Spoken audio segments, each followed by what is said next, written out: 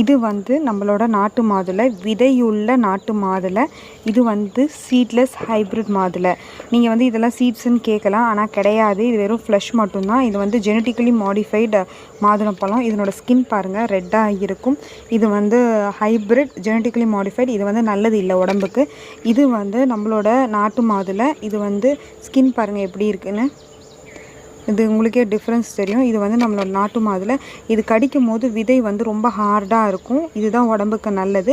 மாதுளையுடைய பலன்கள் பார்த்திங்கன்னா உடம்புக்கு குளிர்ச்சி தரக்கூடியது. அதே மாதிரி பெண்களுக்கும் ஆண்களுக்கும் வந்துட்டுமே ரொம்ப சிறந்த ஒரு பழம் இது. இதனுடைய இந்த உள்புறம் தோலெல்லாம் இருக்கு இல்லையா, தோல் இந்த துவர்ப்பு தன்மை உடையது.